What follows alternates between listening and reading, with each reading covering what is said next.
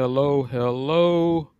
Trying to see if something is working on my YouTube because it's doing bizarre things. So let's see that. But I am it good. It worked. All right. Welcome to episode 167 of Folks Talkin Sports. I am KG Kris Gardner of the Houston Roundball Review, and with me is Willy Gibson and Miss Kennetra Pulliams.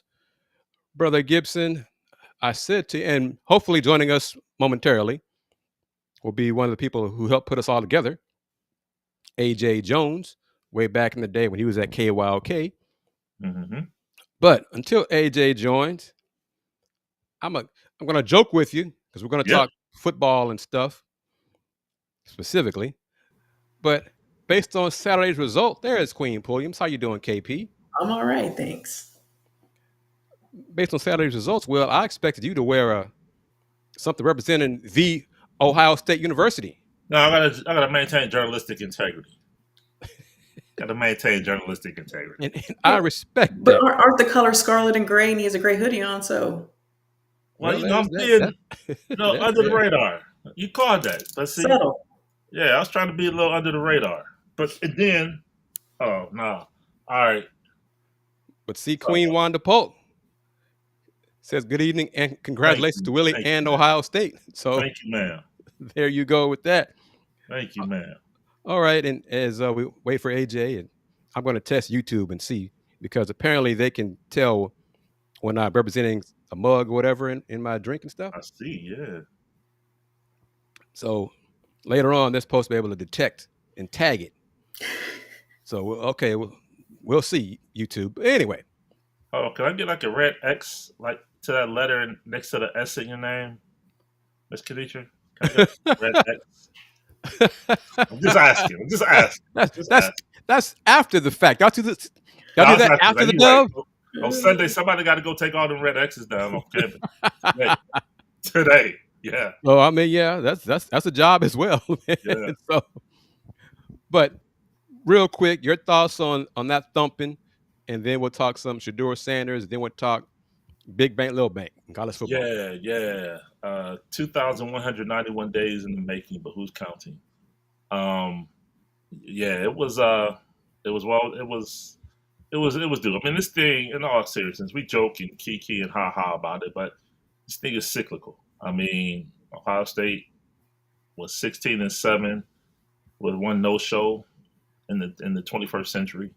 I mean, the rival won 4 straight coming into yesterday, and Ryan Day, kudos to him, kudos to his effort, because he came to himself. And what does that mean?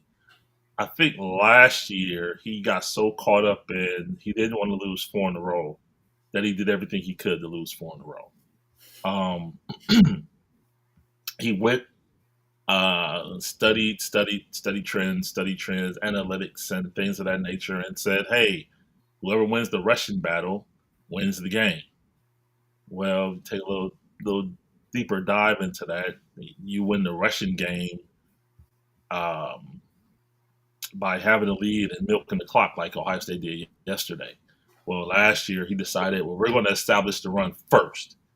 Only problem with that is Michigan last year had 2 top 10 defensive tackles. One, Mason Graham went 5 to the Browns. Kenneth Grant went 9 to Miami, and it didn't work.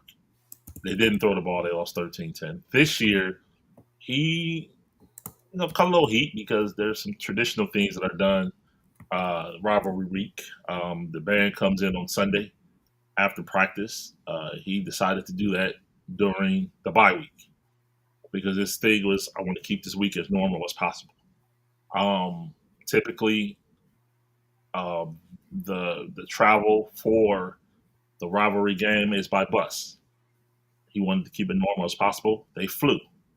They fly everywhere throughout the season, but the rivalry game they bus, which makes sense logistically. It's only 165 miles from Columbus to Ann Arbor, so it makes sense to bus. This year they flew. He just did things to keep a normal game week. And then they went up there and the defense played a phenomenal game. I mean, they allowed a 100-yard rushing team for the first time this season, even exactly 100 yards.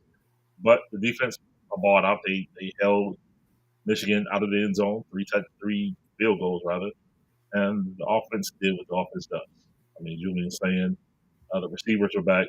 Jeremiah Smith and Cardinal Tate both caught touchdowns, and the monkey is now off his back. He's now 2-4 versus the rival Ryan Day, and it's on to Indiana in the Big Ten championship game. And good evening to Bobby. Thank you for joining us. And KP, I want to make sure you saw this from Ms. Polk.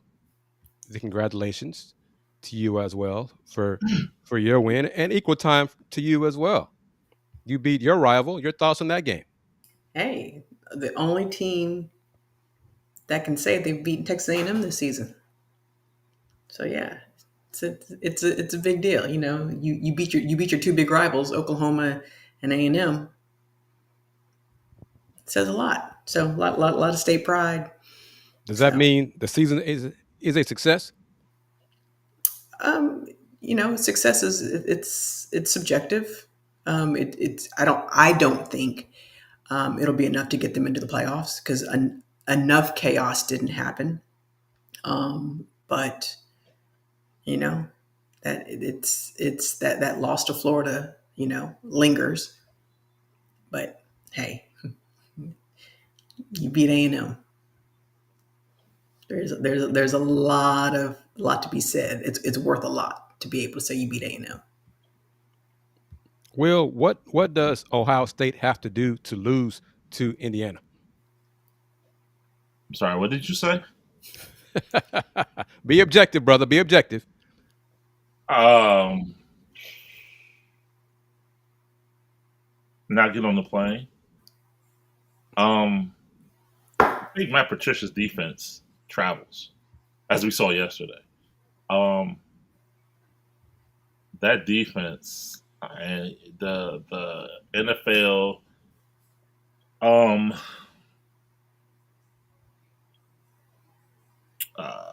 accents that he brings to that defense is for whatever reason, even throughout this season, no one's has caught up to it yet. Will Signetti? Maybe. But I think they just really have to implode because even if the defense, for whatever reason doesn't perform to what they typically have performed to this season, the offense. I mean, freshman Bo Jackson had his 6th 100-yard rushing game yesterday. So even if the passing game is a little off, the running game has established itself throughout the season. So it would take a lot for Ohio State not to win on Saturday. But I mean, as KG once eloquently said, anything is possible. But we'll see. Why has Indiana been successful? You know what? I think it's the law of the lid. Kurt Signetti, I mean, he's a master motivator. I mean, and the wild part about it, he's done it every step of the way in his career. He did it at James Madison. He did it other stops throughout, and he's just now on the main stage, if you will. And it's him. I mean, he has a belief he may have brought a lot of his kids from JMU, brought pretty much his entire staff from JMU. So you got to respect his loyalty. He said, I came up, you come up, bringing everybody with me. And he's 22-2 in 2 years at Indiana. They're in the Big Ten championship game for the first time ever. 12-0 for the first time ever. So I think it starts with him. And the belief that he has, it permeates throughout his program. So you gotta give credit where it's due, as far as that's concerned. And the name is new, so I don't know if this is Corey or not. So if it's a new person, we got a different Buckeye fan tuning into FTS. Yeah. So that's good. Indeed. And Folks Talkin Sports is a different show. I don't just talk. We don't just talk Houston sports. So we talk national sports as well. And you got Brother Gibson from Ohio and Mm-hmm. a alum of the Ohio State University. We're going to talk Buckeyes, and KP is a Texas alum. That's the only flaw I hold against her, is that. So, but she's still a great lady and a great person and a great woman. And we met at, how do we meet? Big 12 Media Day basketball. Okay, that's what I thought. Will and I met through AJ, Yep. and if he joins us, I haven't gotten a response. me either. So hopefully everything is okay. But until then, this comment right here.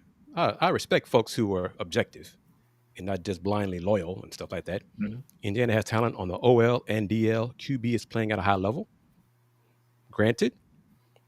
Yeah. Shifting gears, Mr. Gibson Mm-hmm. and Ms. Pulliams, your thoughts as well on this. What did the Browns do today? They lost 26-8.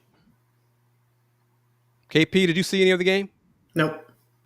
Did you read anything about it? I saw something about a little skirmish. Will, what about that skirmish? Yeah, Jawan Jennings from the 49ers had some words, and Myles Garrett attempted to kind of restore order and temper the moment. And Mr. Jennings decided to go at Myles just a little bit and said some things that he and both defensive tackle Shelby Harris decided to, something that you should never say to another man. So I'll let the imagination wander from there. But the quote was, he said some things you should never ever say to another man, even to the point that it was the statement was kind of qualified at the beginning with the sentence, "I don't know how he was raised." I saw that quote. Yeah, so it was a little different. So yeah, it was a little, even well after the game, it was still a little simmer in that locker room over whatever Mr. Jennings said. Haven't been able yet to confirm, but based on the response, I can kind of imagine what was said. I mean, I don't know which Browns player said it. I could see why he got hit in the prize. Yeah, that was Shelby Harris. That was Shelby Harris. Man. That was Shelby Harris. Yep. Oh. Yep. Okay. How does Shedeur Sanders do in the offense as a whole? He did well. Now, mind you, if you look at his numbers, you don't say, "Wow, what are the numbers?" But mine was 38, 42 mile per hour winds today in Cleveland, and in that stadium, I mean, you can probably add about another 8 to 10 miles to that wind. But only 16 to 25, 64%, had 149 yards, had a 33-yard touchdown pass to Harold Fannin Jr. And he played well. There was a little bit of a conversation between he and Jerry Jeudy about Jerry Jeudy had some a lot to do and a lot to say this year about the quarterback play.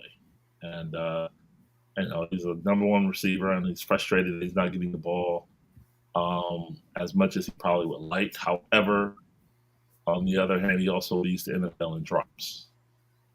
So you can't have it one way and not the other. And it can't be off the quarterback either. But him and Shedeur had a bit of a dust up on the sideline, and still kind of addressed it a little bit in the post game. And I did not see Jeudy yet. I didn't see Jeudy myself post game, so I don't know what his comments are. If he was post, sometimes he's a little bit of he was a receiver. I'll say that, and we'll just leave that there. And we'll see. But yeah, I'm really probably about to defend Kevin Stefanski for the first time ever. he announced that Shedeur will start next week versus Tennessee. And he took a lot of heat last week after the Raiders game that he didn't immediately announce that Shedeur would start this week. What it is it's he hadn't had a chance to talk to Dylan Gabriel yet. So he wasn't going to announce in the media post game that Shedeur was going to start before he had a chance to talk to Dylan. And people are like, well, Dylan's a rookie. Why? He doesn't deserve that type of cachet in this league. He hasn't done anything. Well, that's Kevin Stefanski. He's not going to throw his guy under the bus, so to speak, in the media. So once he talked to Dylan Monday morning and his Monday availability, he did announce Shedeur as a starter. But today, post game, it was clear that Shedeur, and it's my belief that Shedeur is going to get the rest of the season. I don't see a reason at this point, barring an injury, to go back to Dylan Gabriel. He had 6 starts. Shedeur finishes the season, he would have 7 starts. So I don't see a reason to go back to Dylan Gabriel absent injury at this point. Well, KP Will's been right pretty much about Shedeur and the Browns and when he's going to start all year. So, okay, brother. You call it. And then next season? Let's talk about next season after this one because I'll stop there. Hey, look at that. Yeah. All right. Well, Will and I have not heard back from AJ Jones, disappointingly, because I wanted to get his thoughts on this. Yeah. But let's go ahead and put it up there for a discussion.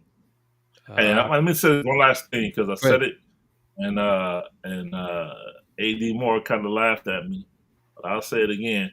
4 is still in the building. Okay. I still laugh at that. I know. He's in the, and every week Kevin Stefanski is asked, will the window be open this week to allow him to practice? And he still will not address it. And it's now tomorrow, December 1st. When does Deshaun's contract end? Next season. Next season. He has one more season. It's the end of the 26th season. So, yep. All right, here we go.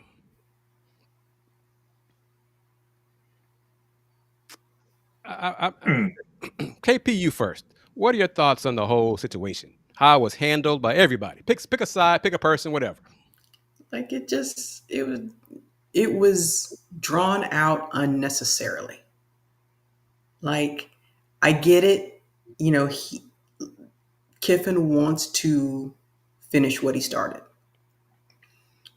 But if that's the case, then he should have stayed put.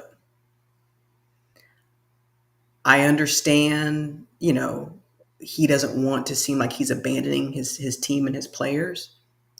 But, you know. He is. Yeah, but what I'm saying is, you know, he wants to take the moral high ground. And, you know, yeah, your team makes, you know, this close to making SEC championship game. And, you know, yeah, he wants to coach in that and he wants to coach in the playoffs and, you know, whatever. But at the same time, I see why they're like, no, if you want to leave, go now. You're not coming to the team meeting today. You're not going to coach in the playoff and audition and, you know, create content, you know, for your new employer and, you know, use us, you know, referring to Ole Miss. No. If you don't want to be here, we don't want you here. And you can't dangle the carrot and say, you can't double dutch. Like, you're all in, you're all out. So go. I agree. Will, what do you say? I agree with everything Kennetra said. I mean, this isn't, you know, because then what someone will say is, well, other coaches accept jobs and they are able to stay at their current job until the end of the season. And what I would say to that is, this isn't John Summerall going from Tulane to Florida.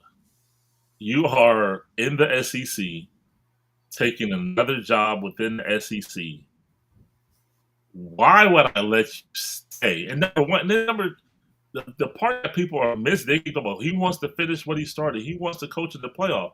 National Signing Day is Wednesday. Why would I let you stay? I need to sign kids for my school now. Right. And the portal opens January 5th. That part. So it's like, I don't understand. People like, well, I would have asked the kids if they want him to stay. No, the AD is not that. The AD is being petty. No, he's not. No. If you wanted to stay, stay. Then reports are, and I haven't been able to confirm this, but apparently he talked to his offensive staff and said, if you're not on a plane to Louisiana on Monday, don't expect to have a spot waiting for you at LSU.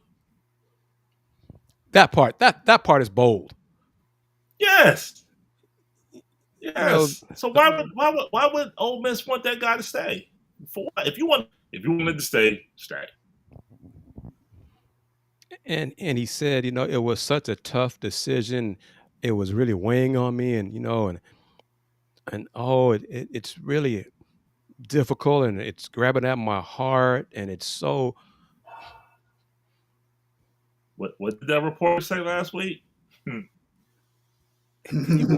He wanted H is not an H. You said that. I didn't say that. I was wondering what he said. I can't remember. Say it again, KP. A garden tool is not a spouse. Yeah. So, and how much was he getting paid at Ole Miss? Let's look that up. Because LSU's paying, and where is LSU getting all this money? From one person? Hey. 2 people? Jimmy Sexton is living good. Oh, no. Yep. I want to get to the point where I have that man is my agent. Yes. I want to get to that point. What is he like representing the majority of SEC coaches?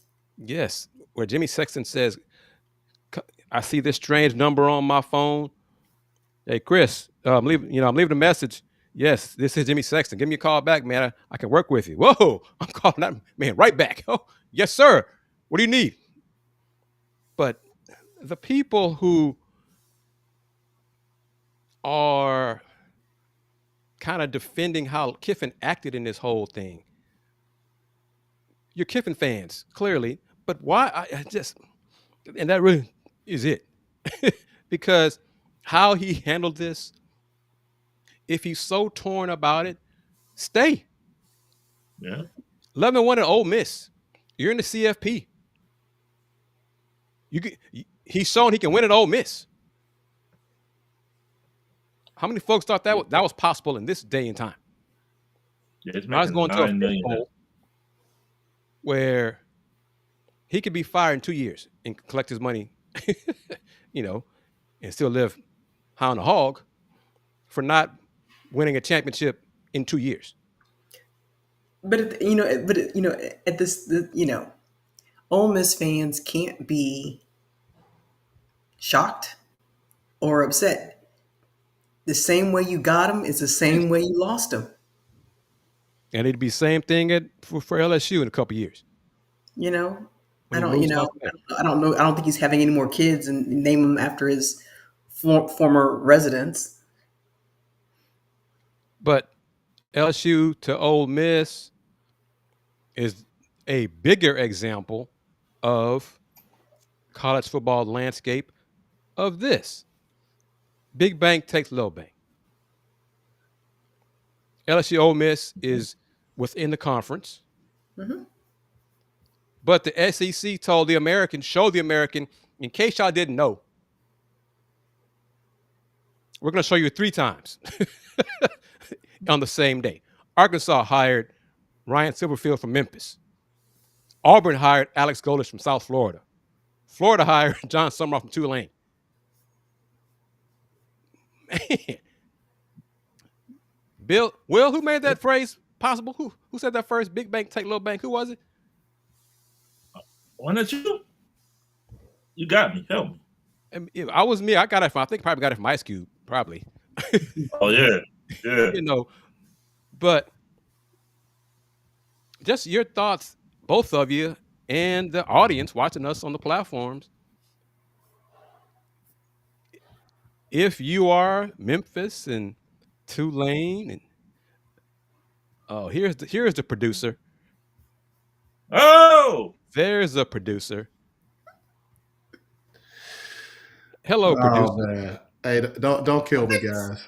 And madam, please. No worries, brother. Let me do this real quick, so folks know who you are. AJ that's Jones, Mr. OG. Producer from JM&E. Yeah. How are you, sir? I'm doing fine, man. I'm doing fine. I don't know if I told y'all my little ones are with me now. So the youngest of them all didn't feel like doing her thing tonight. She's not ready to go back to school. So Oh, it's been eventful. all right. Well, Understood. you just missed it, so I want to get your thoughts on Lane Kiffin. Pretty interesting. I'm old enough to remember when Lane Kiffin wasn't even allowed to fly back with his team. He got so fired. So why all of a sudden is he the prettiest lady at the ball? What has Lane Kiffin won? How many chips has he got? Willie, help me out. They beat Zero. Ohio State last year, right? Won the chip. No, No. don't do that. No. Has he won a conference? Has he ever won a conference? No. I'm 6'7", man. I'm not understanding it. I'm just 6'7", 6'7". it makes no sense, and I guess it's the state of football. It's almost like you have to have the hottest name regardless of results in order to please your fan base and your leadership. I'm not knocking Lane Kiffin. The facts are the facts. I mean, he has not won anything more than a number of games. He's not won any championships. He's not even won his conference everywhere he's been. And how many SEC schools has he been a member of? This is three. Well, as a head coach, 3, 4, because it's this time. So what's the saying? When people show you who they are, at what point are we going to believe them? The first time. Apparently not. Not with Lane Kiffin. Obviously, LSU has unlimited resources and they can throw 90s of millions of dollars at people on regular rotation. How many coaches are they paying right now? 3. I do. I feel bad for the LSU faithful. I'm a Louisiana boy. I feel bad for the LSU faithful. I do. Because they're going to find out. And somebody sent me a picture of the Baton Rouge airport. It's like, this is where Lane Kiffin will get fired in 3 or 4 years. And if I'm players, high school players, college players, and their parents / agents, y'all are paying 3 coaches. So apparently y'all have money. So what I'm looking for as a player, or as my client's looking for, or as my son looking for, y'all better have it. Well, here's the thing. The only time there has not been drama around Lane Kiffin leaving a school was the Florida Atlantic? Yep. Where was he down there? That's the only time there was no drama. I mean, he literally burned down a bridge to a pretty doggone good job. And let me just give Lane some credit. He can recruit. So to your point, he's going to be able to recruit kids to LSU. There are kids that are going to LSU whether Lane Kiffin is the head coach or not. It's just, it's for some in Louisiana and surrounding areas, it's a birthright. Mm-hmm. They're going to get great players. My thing is Lane Kiffin the best person to pay that kind of money to replicate what he's done at other schools? Because at some point, you got to get over the hump. Is Lane Kiffin the guy that has ever been able to get a program over the hump? And he has not really had a lack of talent at the places that he's been, with the exception of maybe USC. They just didn't have the scholarships.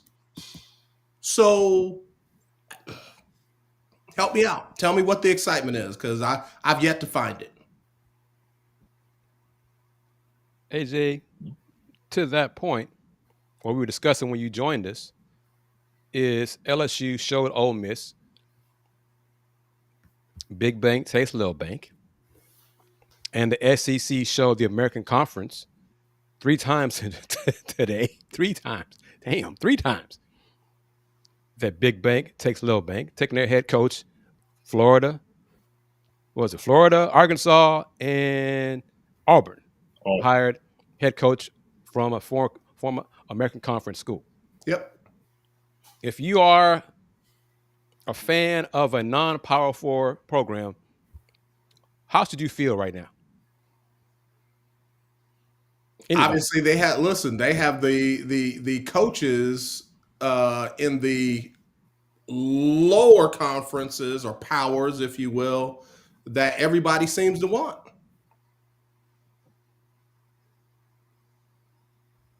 KP, how should fans feel at those schools? I mean, it's like anything. You aspire for more. Like, I would hope that the coaches of non-Power 4 schools, group of fives, mid-majors, whatever you want to call them, I mean, for some of them, yes, it's enough, but they want to get to the big leagues, to a Power 4. So it's training ground. The same way position coaches want to become coordinators, want to become head coaches, want to become higher level head coaches. The same reason like players go from JUCO, and especially with the portal, and they keep transferring up. So yeah, I mean, I'm not surprised by it. And I hope folks aren't delusional to think that, coach it, let's just name a school. Let's just say North Texas. He's going to be there he's a lifer. No. You go where there's more resources. That's fair and true. The cynic in me says, and you are correct. Yes, AJ? Which is why I'm probably one of the rare old school, old head breeds. I have no problem with the portal. I have no problem with NIL. If my 8-year-old could get an NIL deal, I'd sign her up today. Coaches have aspirations. Guess what? So do kids. Mm-hmm. And as long as LSU and the kids that go there know what they're getting into, so be it. Baby, if you like it, I love it. But don't be mad. Don't be mad if I'm trying to think. There were a couple of freshman quarterbacks that came in and kind of showed out in there. Don't be mad if they jump in the portal and decide they want to be the next big quarterback at Michigan. I did that for you, Willie. The next big. I was saying one of them wasn't Bryce Underwood, was it? You know where my heart is, man. You know where my heart is. My point is that we can't keep letting the Lane Kiffins of the world do lateral moves, because I mean he's staying in the conference. He's getting a little bit more money, but guess what? Mississippi would have paid him what he got at LSU if he had said, I want to stay, but make it worth my while. They got the money. LSU ain't they're not the biggest bank in the SEC. Lane Kiffin likes this kind of drama, and guess what? Other coaches do too. And there's some coaches that like KP said, they're looking for higher aspirations. They have that. That's one doesn't negate the other, but don't look the other way when it comes to the kids. Because I mean, gone are the days where we're going to see kids develop in a system, in a program for 4 years. Yeah, I believe that. I like what C. Anthony said. Again, don't try to fix the portal if you're not going to fix the coaches. And I don't want to hear they're grown, because, again, depending on who's doing the talking, the kids are grown too. When they do something wrong, they're grown. When they're about to make a lot of money, then they're dumb kids and they don't know what to do with it, and they're going to be wasting all this money. Not ours, but their money. KP, would the Longhorns hire Kiffin in 3 years? I mean, if there's a need. Would you want Kiffin at Texas coaching your program? No. I mean, I don't, I don't think he fits the culture. Can I ask a follow-up? Go ahead. Will there be a need at Texas after the season? After this season? After this season? Uh-huh. No? Not yet. No. Not this season. Right. So the 26 season, Sark will be there? I think so. Okay. Because we coming. I just want to make sure. Will. Okay. Yes, sir. It was brought up by a viewer. Would the Ohio State ever hire Lane Kiffin For what? as head coach? Oh, Of what sport? No. you're right. Yeah, that part. No. I think Ryan Day is all right up here. And if not, well, I don't want to. Let's just leave it there. Ryan Day is all right up here. And I would, let's say hypothetically, if that ever were to happen, I could think of about 4,080 names that would come up before Lane Kiffin.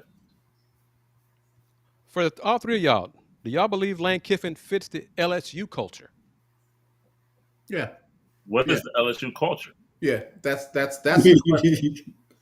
Seriously, no, seriously. Yeah, because I had because Brian Kelly was down there telling everybody about his family and all of that. So, I mean, let's be real though. Brian Kelly didn't fit the culture. Brian Kelly acted like he fit the culture. People had to call Brian Kelly and said, "Stop trying to talk with a Louisiana slang, like drawl." Yeah, like be yourself and coach. And Brian Kelly couldn't figure that out. That's why he's out of a job again. LSU's culture is different, and I think Lane Kiffin can morph into that culture better than Brian Kelly did or could. AJ, this is for you. Marshall Faulk, hired at Southern. Your thoughts on that? Let's just put it where it is. The bar is low. So Marshall can't be any worse than anybody that they had in there. One of my guy I played with at Tulane, Lionel Washington, was a defensive coordinator at LSU. I mean at Southern. And I really thought that he would be able to kind of elevate and work his way up the program. He got fired. I think they gave up a bunch of points against Grambling. They didn't lose, but they just didn't look good. Mm-hmm. And he got fired. Then you brought another head coach in. And obviously, that head coach brought his people in. He got fired. They brought somebody else in, and he got fired. So my point is the bar's low. If he wins some key games heading into next season, if he wins some key games, he'll be all right. He'll be all right. They beat Grambling yesterday. Fred McNair 2-10. I mean, now mind you, he won the game that he had to win left on the schedule, and I believe that's part of why he was crying, because I mean, for Fred McNair not to have another head coaching chance in the SWAC or in the MEAC, in the CIAA, it's kind of weird. Fred McNair is a head coach, so I understood his emotion. I was proud of what he did. The points scored for Southern after he took over showed you what Fred McNair could do. But what did he do? He won that big game, and now he's passing it on to Marshall Faulk. I understand he may stay on the staff, which says a lot about Fred. True. I mean, Marshall needs veteran people on his staff, because after being the Hall of Fame running back, he was on Deion's staff. And where else did he coach? I thought that was his only. I could be wrong, but my understanding was that was his first That's what I opportunity. thought. You're not too. wrong. You're not wrong. Yeah. You're not wrong. Okay, Southern. And I think Southern's paying one or two other head coaches besides Marshall Foxy. It's a Louisiana thing, people. I mean, Look, clearly they got money we don't know about down there in the boot, bro. They got money more than we know about down there in the boot. oh wow. Okay. Wrapping it up. Will, Yes, sir. is the Cavs game over? Yeah, they lost. I think it was 117, 116. To who? Who was it? Boston. Boston. Boston got your team and my team this last few days. Okay. Peyton Pritchard at 42. Who's that? Peyton Pritchard. Really? Good for him. Yeah. AGA and Mobley had KP. 20. How about those Rockets? Yeah. I haven't been watching NBA like seasons long enough. Yeah. AJ, KP she's the opposite of me. I don't watch football. I watch basketball. She waits till football season's over before she watches basketball. I got volleyball season to watch. I'm closer to KP than I am to you, Chris. There's a lot of basketball to watch. It'll be there. We about to hit December, about to hit playoffs, about to hit college football playoffs. I'm watching college basketball too. College basketball is kicking. In fact, KP, is Kansas for real? I know you rock with the Big 12. Is Kansas back? No. How surprised were you that they went 3-0 in Vegas? I was very surprised. Yeah. Very. Yeah, especially without Darren Peterson, yes. I was too. Yeah, mind you, I don't want them to be back. Chris will tell you how I feel about Bill Self, but I was just curious for personal reasons. Chris, how does he feel about Bill Self? He's not fond of Coach Self in the least. Crook, used car salesman, whole bunch of stuff. Last topic for today's FTS. This is the last day of November. I haven't received any breaking updates. Have the WNBA owners and the union agreed to another extension? Or are they just going to say, we're going to continue talking, but right now we're at an impasse? I have not heard. Kennetra, nothing? It's just AJ, nothing? No, I haven't heard anything, but I know what the blue wall is, if you will. They don't want to release that money. They don't want to release the numbers for the money. So how they can get around that and meet in a better position for the owners than the players, that's when we'll get movement. So Will, what was your timeline for when the deal got done? Oh, mine? Yes. What did I say? January. What was it? I don't remember. What did I think he say? said today. He was optimistic. I want to say he said today. KP, it was surprisingly, he was surprisingly optimistic, wasn't he? He said like a 70% chance a deal would get done. I remember that part. Yeah, I think yeah. But I don't remember. Really, Willie, you were that optimistic? I understand. Yeah. I'm an optimist. That's true. Sometimes I'm an optimist. True. No. KP, have you noticed that about him? What's your timetable? They're not close. It's not going to happen soon. How about you, AJ? I'm with KP again. I can't go into detail, but again, the marching orders is we don't release any numbers. We don't release any of the revenue numbers. So how can you negotiate fairly and you don't even know the pot you're trying to split? So it with that being the case, it could go on for a long time. What leverage do the players have? Only so many people can go to the other leagues. Only so many people want to play overseas. What leverage do the players have?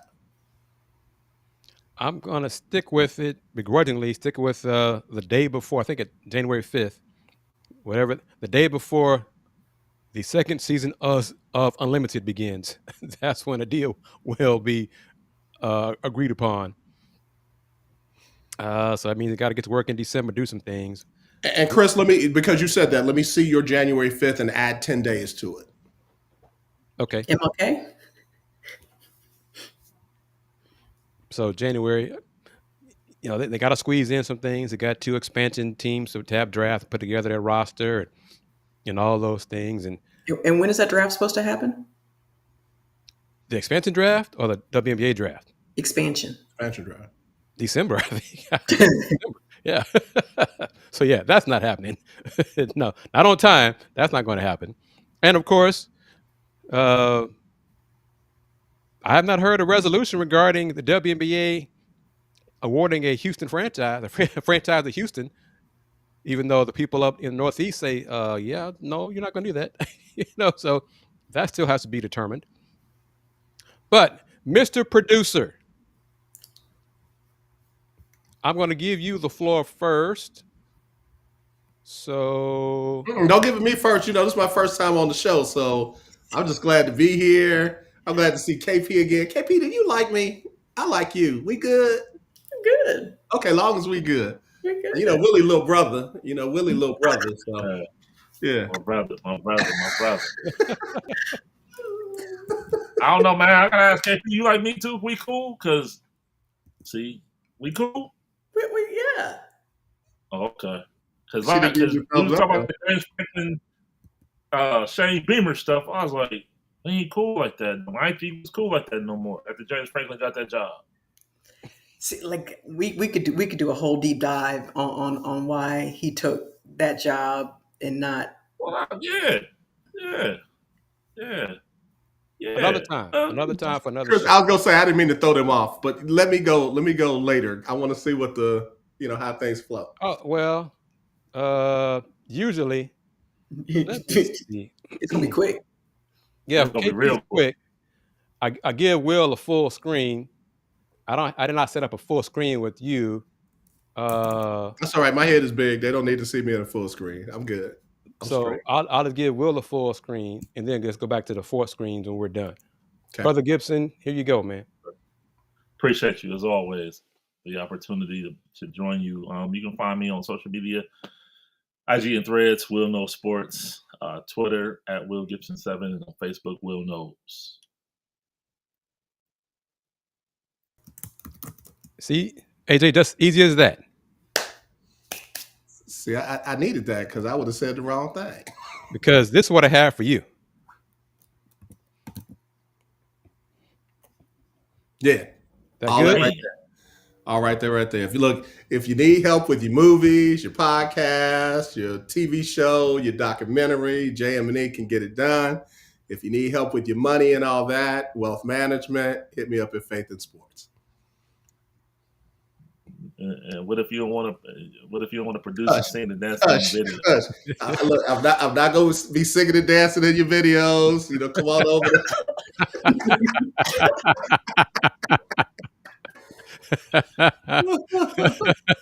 Many kids later now know. Oh, never mind. All right. Kennetra. I told you I've been a long day. Yeah. You're still on LinkedIn? That's good. We leave it right there like that. You're on LinkedIn. Yeah, we can leave it right there. You can follow Folks Talkin Sports just like this. You know what? I'm going to do it like this. I like it not scrolling across the screen. So let me do this real quick. But salute. I'll give my man his flowers again.